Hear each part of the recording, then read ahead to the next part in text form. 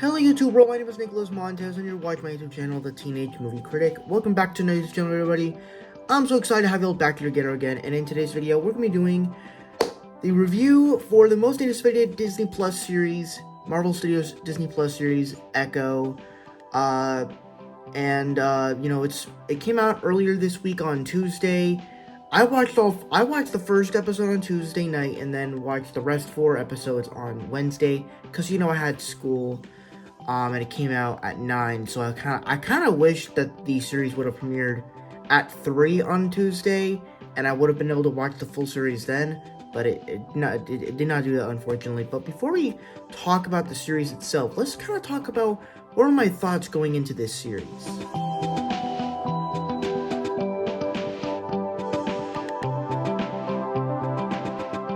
And if I'm being honest, I was actually very excited for this series. Because on one hand, I loved the Hawkeye show. I think that's my favorite Disney Plus show to this day. And with the character of Maya and Echo in that show, I liked her character. I liked the stuff that we got. I really enjoyed seeing a deaf character in the MCU. But more importantly, this show really excited me for a lot of different factors. Number one, we're kind of getting a Gamora storyline as to Kingpin. A couple weeks ago, Kingpin was announced that he's kind of like the Thanos of the street level world. And if you think about it, Maya is the adopted daughter of Kingpin, so that kind of makes her the Gamora of this world. Second, you're also getting another superhero that has a disability, which is being deaf, plus an amputee.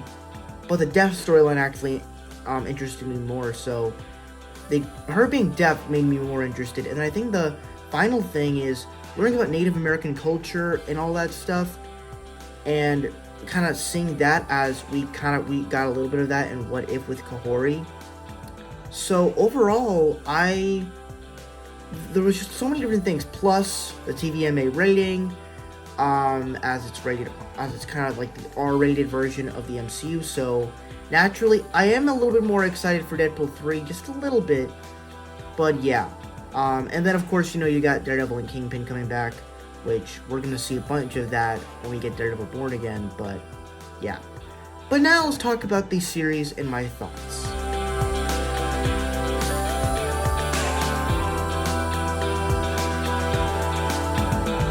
And I would say that this show exceeded my expectations, most of them. To start off the positives, I think that this show, what it does with its story, is quite good. Obviously, there's plenty of issues. There's a couple issues with the story, which we'll get onto the bad. But the story that they decided to come up with was actually quite interesting. Where, I guess we can talk about Maya as the way that this whole story plays into it. As it's a street level story, It's kind of like Daredevil, except it's not. It's I really liked the way that this story was told, as it almost feels something so realistic, to where you get to see Maya in the first episode, right? It takes place when she's younger in Oklahoma. She's with her family, and this is when she was with her mom and her dad. And her mom and her wanted to go get some hot chocolate at the store, and they got into a car accident. And you realize, wait, so this is how her mom dies.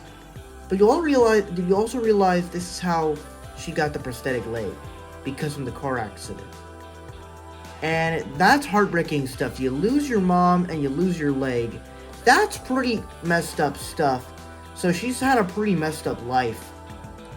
And you also realize that her grandmother did not like the father, so they had to move to New York, which basically, if you watched Hawkeye, you kind of know where that leads into, with her father working for Kingpin.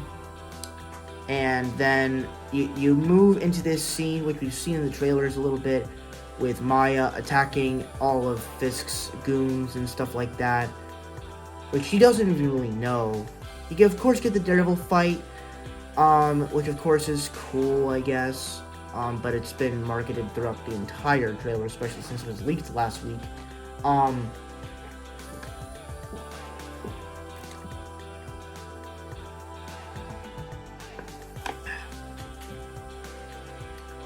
And so then, so yeah, I like when the story just does it. It's like when you enter New York, it kind of feels like this big world with all these different characters, and then Oklahoma just feels like this centered story, and I really liked it. But let's just talk about the character of Maya, and I honestly love her now. I think she's one of the best one of the more better characters of the MCU as of now. As you realize, she's been through a lot. She doesn't have any, she doesn't have hearing. She doesn't. She lost her leg. She lost her mom. She lost her father. And she still has family, but it's not quite a lot. To where the choices that all this stuff that she's built up to, it's now bringing back to her hometown. And you could also say that, like, when she killed Kingpin, and it's like I love the music whenever they just show Kingpin and she comes back to Maya. When he comes back to Maya, it almost feels like it's like something haunting, like something like Kingpin just came back from the dead or whatever. And I just really enjoyed what Maya and what the story was. As you know, when I heard that they were doing like these supernatural elements in this show, I was like, I don't want like Moon Knight stuff for this show. I want this to be street level, nothing of Moon Knight. But they didn't really do that necessarily. She was just watching some visions. She was just watching some things from the past, and you realize all these Native American girls, they were women that were told that they couldn't do anything. And then you have Maya, who is a deaf person plus an amputee, and I don't think anyone has said that she can't do anything, but she's kind of proven that. But you kind of think all the things that Kingpin has done in the past, you can kind of see that he was kind of taking advantage of her in a way because of that. And you gotta realize that if these women can do stuff, she can too, and that all the generations of our history are echoing everywhere, and they're echoing through you, and you are the best of all of us. And I think that's actually a pretty good message, to where she actually gets some cool superpowers, just a couple boost up punches and stuff like that. It's pretty cool. Obviously, she's not like becoming like buffed up or powerful or anything. She's just becoming more skilled. She's still skilled. A couple more stronger punches, but nothing particularly new. I liked it. Another thing I liked about this show was, of course, the action. Obviously, I do think the action could have been a bit better, but for the action that it gave, I thought it was pretty cool.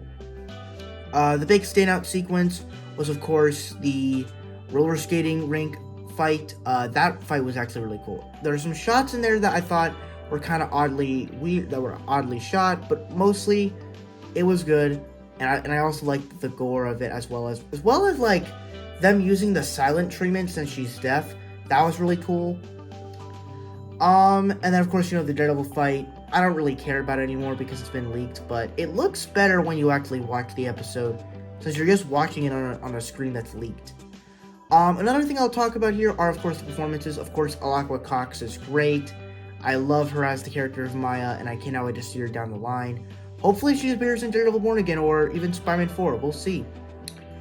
Vincent D'Onofrio as Kingpin. Love that stuff, and I love that we get to explore more of him with his relationship with Maya, and how brutal he can actually be.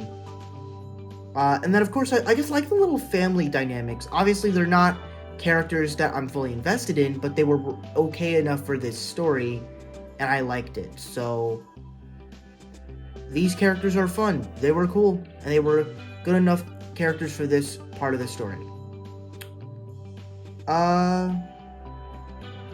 And I guess that's really much it. And now let's move on to the bad.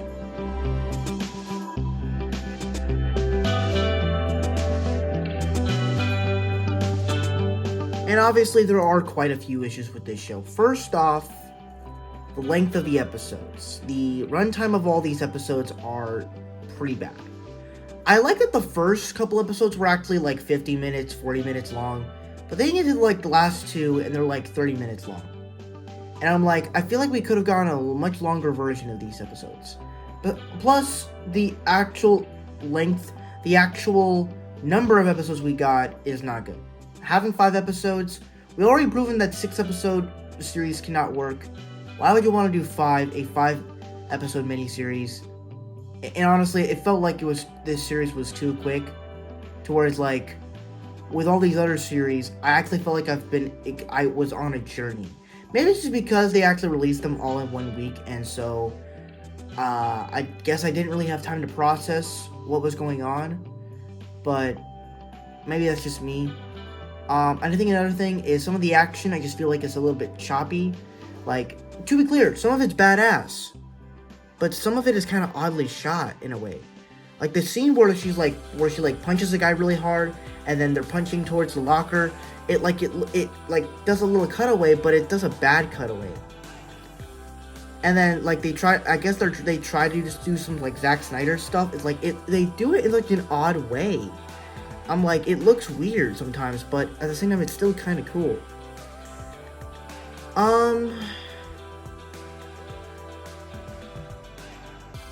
And so yeah, I think it's just really the obvious issues here. Obviously, I think the other problem I really had here, it kind of felt weird to make like Kingpin your villain when you know that he's not gonna die. When you have him coming back for Daredevil Born Again, Spider-Man 4, or all these other MCU street level projects, it feels weird to have him as the villain but not kill him off. It feels so weird. Granted, I love the performances from him, but it's not very good. But yeah, that's pretty much it. I love this series. I think it's pretty great. Before I give my final score, be sure to down below. What were your thoughts on the Echo series? Did you guys love it? Did you guys hate what between? Let me know what your thoughts down in the comment section below. And with that said, let's go with all my scores.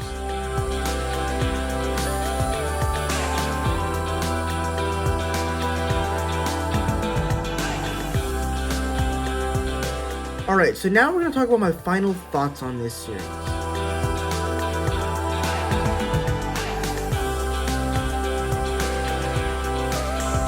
To give you my final thoughts on the series of Echo, I think that this was a really great series. It has some pretty cool action, a great story on Maya and this family, and a really good story. Also, as it is the first Marvel Spotlight series, I thought it was a good first one, and I can't wait to see what other characters they will put into this. So overall, this was a pretty great series. Wish there could have been more episodes, but that's just telling you how I feel like this is telling you how much I liked it, and I want to see more of this type of stuff. So that's pretty much my thoughts. I love this series. I already gave you my score. Now let's move on to the other things.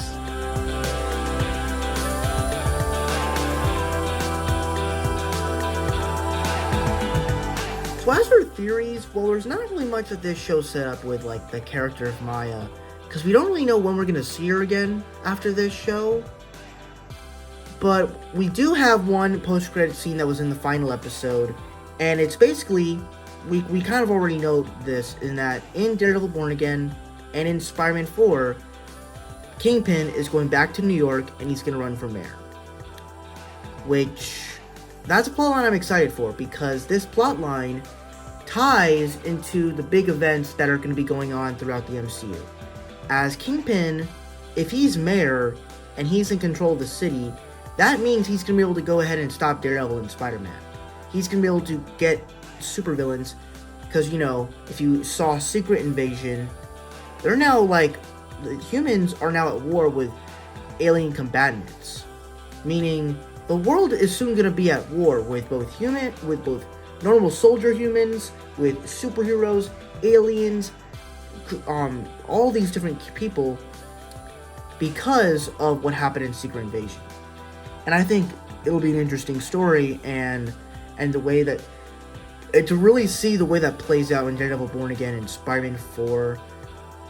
I'm just very interested to see how it's going to turn out. And once again, this is all building up to what's going to happen in Avengers 5 when we get that, and you have characters coming to our universe, but we can't, they're not going to be able to help you because our world's going to be at war with each other, and that's how we're going to lose. But Avengers Secret Wars, we're going to come back, and we're going to save the multiverse together, all of us.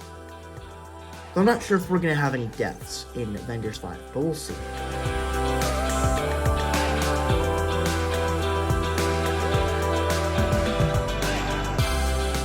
So, now that Echo is over, and we don't really know when the next MCU Disney Plus series is, for now, the next one in particular that is announced is Agatha well, not Agatha Covenant of Chaos, that was a title a long time ago. We have Agatha Darkhold Diaries. Am I excited for this series? Yes and no. Mainly because, yes, I am excited because I do like Agatha. I liked her in WandaVision. No, because I'm just not sure if I'm interested into a series for witches. I think the cast sounds interesting with Amy Poehler and stuff, and casting all these different women as witches, and so having those fun interactions is going to be good, and seeing Amy Poehler as a witch, honestly, sounds like an interesting concept, but how would this play into the MCU? What kind of thing is it going to do? And so I'm like, seems interesting. I need to see a trailer before I get invested into this series. But yeah, that's pretty much my thoughts on Echo, and yeah, that's pretty much it. Thank you guys so much for watching. I really hope you enjoyed. Don't forget to like, comment, and subscribe. All my social media stuff in the about section over there. And I'll see you guys in the next video. Bye-bye.